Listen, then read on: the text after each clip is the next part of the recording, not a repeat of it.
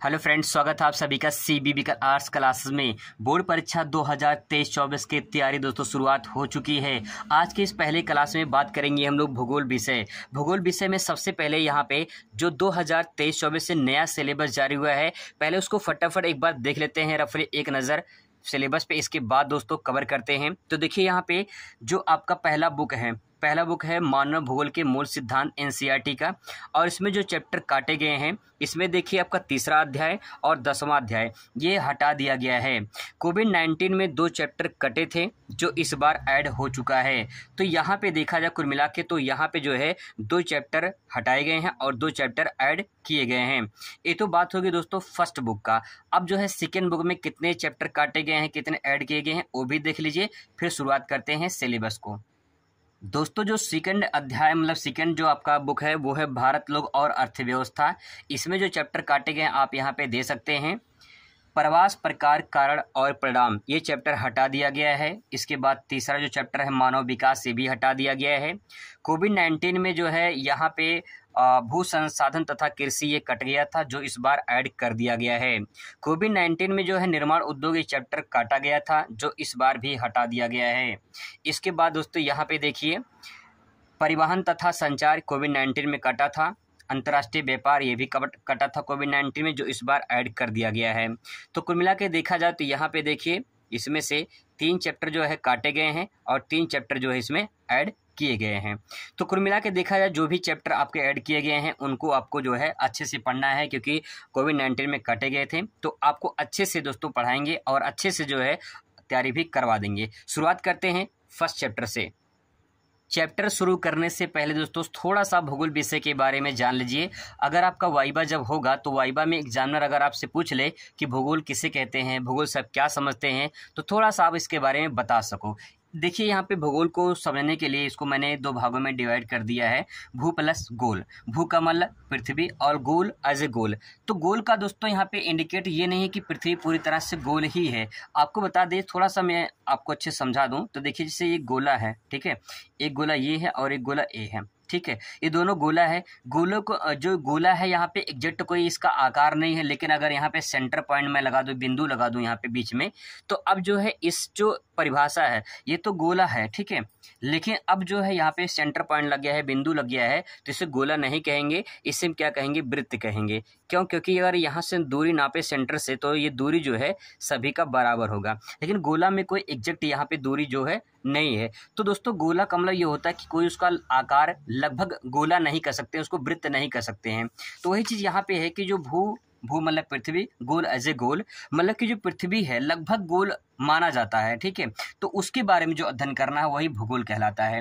अगर इसको ज्योग्राफी को देखें हम तो भूगोल हिंदी शब्द है, ज्योग्राफी इंग्लिश शब्द है। ये जो ज्योग्राफी शब्द है ये कहाँ से आया है, तो ग्रीक भाषा के शब्द से आया है। दोस्तों आपको बता दें जो ग्रीक भाषा है इसका क्या मतलब है। जो ग्रीक भाषा है ये ग्रीस एक देश है, ठीक है, इसी को यूनान भी कहते हैं, इस देश को यूनान भी कहते हैं। और यहाँ पे जो भाषा बोली जाती है वो कौन सी भाषा होती है, ग्रीक भाषा होती है।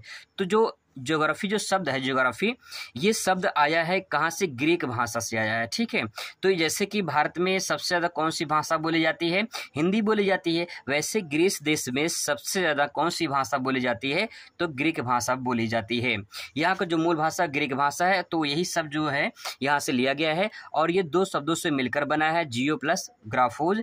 जियो का अर्थ होता है, अर्थ मतलब पृथ्वी, और ग्राफोज को बोलते हैं डिस्क्रिप्शन मतलब वर्णन करना।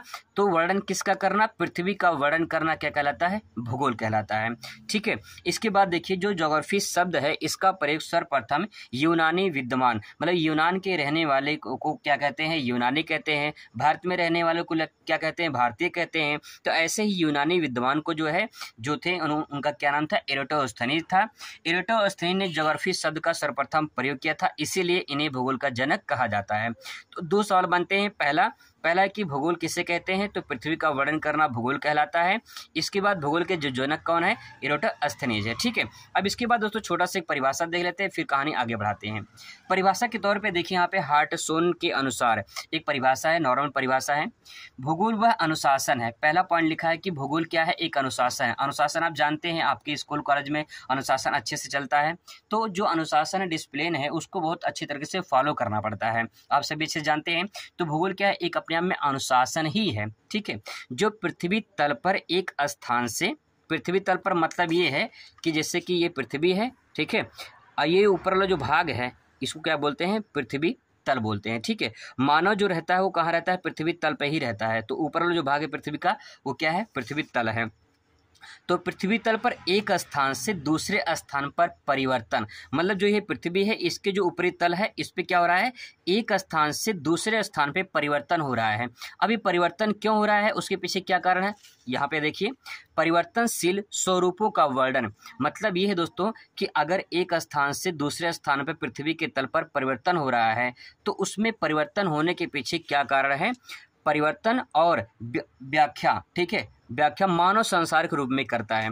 मतलब ये है दोस्तों कि पृथ्वी है, पृथ्वी पर मानव रहता है, तो जो मानव है, मानव क्रियाशील है, तो जो मानव काम करेगा तो कहीं न कहीं प्राकृतिक संसाधनों को उपयोग करेगा, तो कुछ ना कुछ परिवर्तन होगा। ठीक है, जैसे मान लो यहाँ पे पेड़ है, इस पेड़ को मानव अगर काट दे तो कहीं न कहीं परिवर्तन दिखाई देगा। तो वही चीज़ यहाँ पे कह रहा है कि भूगोल एक अनुशासन है जो पृथ्वी तल पर एक स्थान से दूसरे स्थान तक जो परिवर्तन होते हैं उसके स्वरूपों का वर्णन करता है। स्वरूप का मतलब होता है जो बनावट है पृथ्वी तल पर उसका वर्णन करता है और व्याख्या भी करता है, बताता है कि कितना परिवर्तन हुआ है।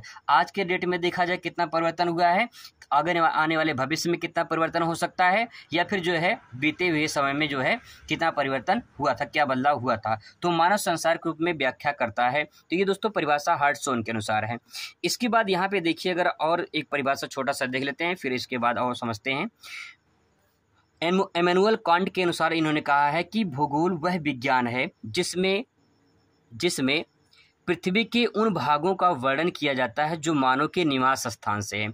अगर एक लाइन में कहा जाए तो जो भूगोल है वो कहीं न कहीं मानव से संबंधित है। पृथ्वी पर उन भागों का वर्णन किया जाता है जहां मानव का निवास होता है। जब मानव जहां पे रहता है वहां पे कुछ ना कुछ परिवर्तन होता है पृथ्वी पर, तो उसी को क्या कहते हैं, भूगोल कहते हैं। ठीक है, इसके बाद दोस्तों यहाँ पे देखा जाए भूगोल में तो और थोड़ा सा डिफाइन करते हैं। जो भूगोल है इसको दो भागों में डिवाइड किया गया है, एक भौतिक भूगोल, दूसरा मानव भूगोल। आप याद करिए, जो भौतिक भूगोल है आपने ये 11 में पढ़ा होगा, ठीक है, और जो मानव भूगोल है ये अपने 12 में पढ़ा, मतलब 12 में आप पढ़ेंगे। ठीक है, मानव भूगोल में देखा जाए तो उसमें क्या क्या पढ़ते हैं, जैसे कृषि भूगोल हो गया, आर्थिक भूगोल हो गया, पर्यटन भूगोल हो गया, सांस्कृतिक भूगोल हो गया, राजनीतिक भूगोल है, ये सब इसके अंतर्गत आते हैं। अगर भौतिक भूगोल की बात किया जिसमें फिजिकल ज्योग्राफी है, इसमें भूआकृति विज्ञान, जलवायु विज्ञान, मौसम विज्ञान, मृदा भूगोल, जैव भूगोल, इन सब के बारे में अध्ययन किया जाता है, जो आप 11 में पढ़ चुके हैं। जो हम लोग 12 में पढ़ेंगे मानव भूगोल में, इसमें कृषि के बारे में, आर्थिक के बारे में, पर्यटन के बारे में, राजनीति के बारे में, संस्कृति के बारे में, इन सब के बारे में अध्ययन करने वाले हैं। तो दोस्तों ये छोटी सी परिभाषा थी भूगोल के बारे में कि भूगोल क्या है। अब यहाँ पे देखिए जो चैप्टर आपका है वो चैप्टर क्या है। फर्स्ट बुक से दोस्तों हम लोग शुरुआत करेंगे मानव भूगोल के मूल सिद्धांत, और जो पहला अध्याय होगा हम लोग का वो मानव भूगोल प्रकृति एवं विषय क्षेत्र। इस चैप्टर में बहुत कुछ जो है इंपॉर्टेंट क्वेश्चन आते हैं, जैसे कि पहला क्वेश्चन यहीं से बनता है कि मानव भूगोल प्रकृति एवं विषय क्षेत्र का व्याख्या कीजिए। ये क्वेश्चन जो है आपको 6 नंबर में पूछता है, तो बहुत ही मोस्ट इंपॉर्टेंट पहला ही क्वेश्चन यहाँ से बन जाता है। इसके बाद इस चैप्टर में हम लोग संभववाद के बारे में पढ़ेंगे कि संभववाद क्या है। ठीक है, इसके बाद दोस्तों हम लोग पढ़ेंगे कि जो है निश्चयवाद क्या है, निश्चयवाद क्या है। और इसके बाद दोस्तों हम लोग पढ़ेंगे कि जो है नव निश्चयवाद क्या है। बहुत अच्छे तरीके से ये सब मैं आपको तैयार करवा दूंगा, याद करवा दूंगा, एक ही वीडियो में दोस्तों आपको याद हो जाएगा। यहाँ पे सबसे पहले हम लोग यही चैप्टर शुरुआत करेंगे। तो आज के लिए इतना ही, मिलते हैं अगली वीडियो में इस चैप्टर के साथ। Thanks for watching.